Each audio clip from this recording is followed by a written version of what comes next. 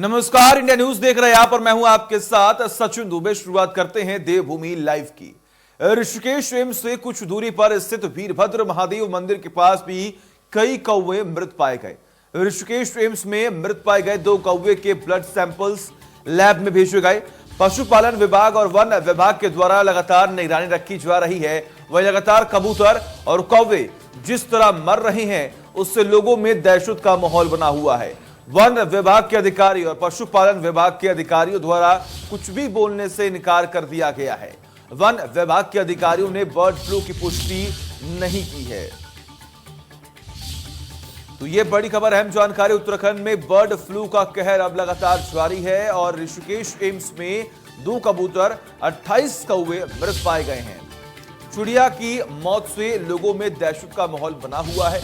वजह सिर्फ इतनी है कि एक तरफ महामारी का दौर, इतने दिनों से इस महामारी की विभीषिकाओं को हमने झेला है और उसके बाद अगर बात की जाए तो एक बार फिर से बर्ड फ्लू का कहर बरपता हुआ दिखाई दे रहा है। कई राज्यों में यह फ्लू फैल चुका है और कई पक्षियों की जान भी चली गई है। लेकिन ऐसे में ऋषिकेश एम्स में 2 कबूतर 28 कौवे मृत पाए गए।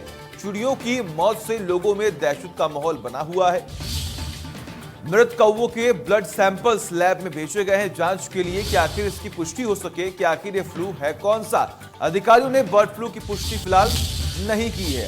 तो ये अहम जानकारी लगातार हम आपको बता रहे हैं कि उत्तराखंड में अब बर्ड फ्लू का जो कहर है वो अब बरप रहा है। आम जनता के अंदर एक बार फिर से दहशत का माहौल अब शुरू हो चुका है। एक तरफ हमने देखा महामारी का दौर चला, आम जनता की मुश्किलें बढ़ी, कई लोग इस वायरस की वजह से अब हमारे बीच में नहीं है। लेकिन वहीं दूसरी ओर एक तरफ जहां पर लगातार संक्रमितों की संख्या में कमी हुई और एक तरफ वजह से आम जनता जो है वो खुश हो पा रही थी, लेकिन एक बार फिर से बर्ड फ्लू की वजह से आम जनता के बीच में दहशत का माहौल लगातार बना हुआ है। तमाम जानकारी के लिए हमारे साथ धर्मेंद्र जुड़े हुए हैं। धर्मेंद्र, फिलहाल अगर बात की जाए तो प्रदेश में बर्ड फ्लू का कहर अब लगातार बढ़ता ही जा रहा है।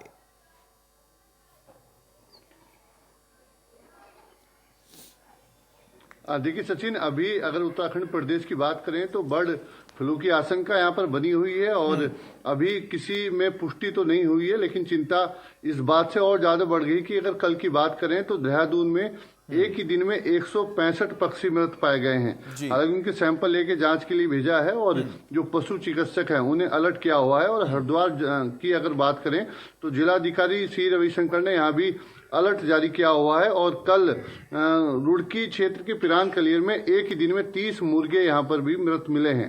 तो ये कहीं ना कहीं एक चिंता बढ़ाने वाली बात है कि बर्ड फ्लू की कहीं ना कहीं आशंका अब प्रदेश में बहुत ज्यादा बढ़ गई है।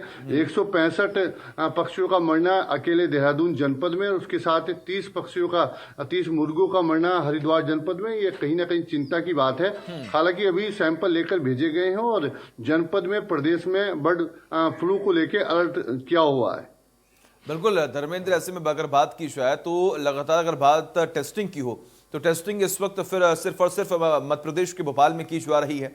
ऐसे में जब रिपोर्ट की जरूरत पड़ेगी तो रिपोर्ट आने में बहुत देर लगेगा। इसको लेकर सरकार की तरफ से कुछ कदम उठाए जा रहे हो कि टेस्टिंग और जो लगातार रिपोर्ट को लेकर तमाम कयास लगाए जा रहे हैं वो खुद उत्तराखंड में ही हो सके।